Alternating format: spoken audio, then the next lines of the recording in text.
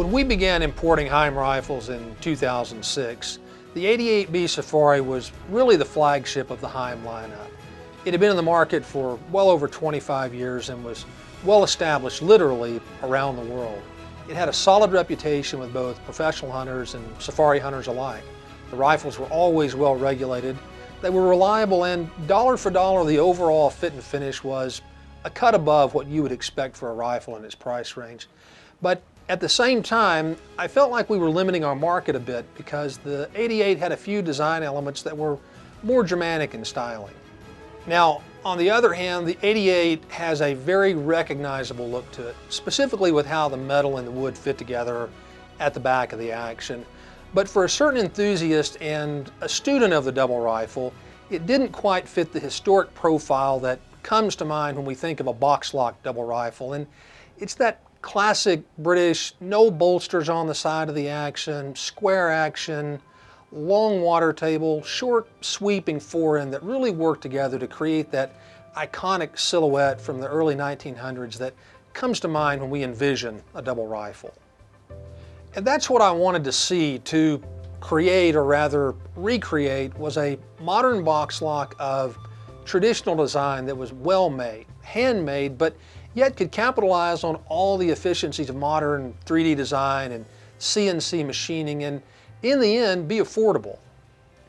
So really for the next 10 years we worked in that direction, but our approach to this new rifle was kind of done in reverse order, which is to say that rather than jumping in with a completely new design, what we did was allow the rifle to evolve with small individual refinements.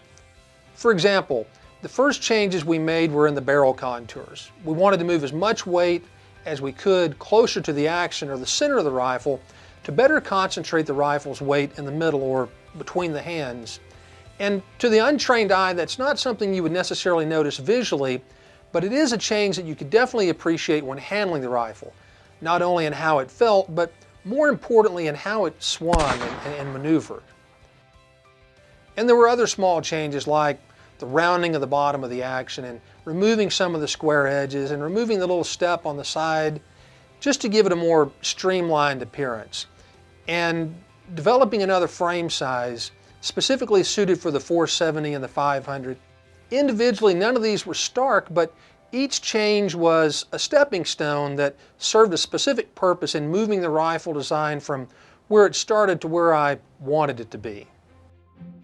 Now, these small but numerous changes take us to early 2013, and we've got most everything the way we want it with the rifle, except for the appearance and shape of the action, and that's really the final piece of the puzzle in the Model 89B.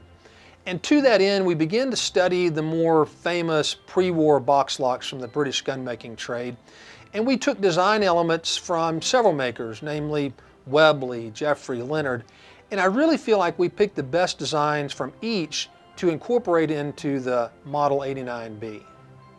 Of those mentioned, probably the most influential rifle in our design was the Webley PHV-1, also known as the long bar because of its long water table.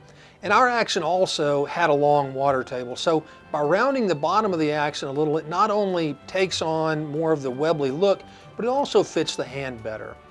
Well, on the top of the action, most of the box locks in this era were planar in design and were flat on top. We, however, wanted a more detail on the top of the action to help shape the action better and how it flows into the lines and the contours of the barrels.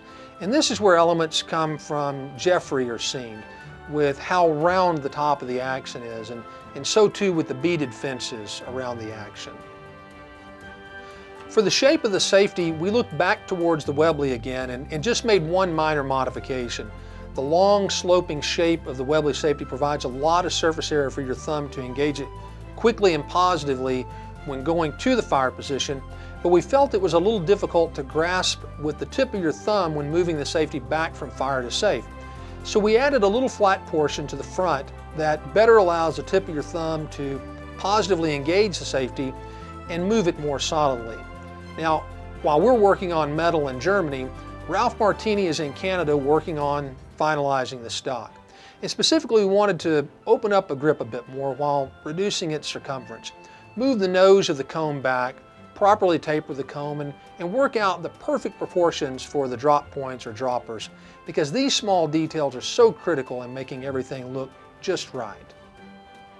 Of all the changes we made starting with the 88B, the most noticeable change for the 89, of course, has been to the back of the action where the wood meets the metal. And by simply squaring off the back of the action, all of a sudden the entire rifle changes. This is the one element that really is the conduit that brings together all of the individual small changes over the past 10 years and packages them in such a way that you can really look beyond the trees and appreciate the forest. With this final change, you can just see it all come together. Mechanically speaking, and like the 88B, the 89 also has all the features you would expect in a well-made double. We've added disc set strikers to the 89, but it still has automatic ejectors, intercepting sears, non-automatic safety, and articulated front trigger. They're still made to order, one at a time, right or left hand, and stocked to fit each individual shooter. So as you admire and appreciate the new Model 89, know that it's new but it's old, and it's proven both mechanically and aesthetically. It's built utilizing steel and machining capabilities that are far, far superior to what was available 100 years ago. It's also built on the foundation and legacy and reliability of the 88, but with old design elements from pre-war British designs, brought back in a culmination that revere nostalgia and tradition and a bygone era in gun making.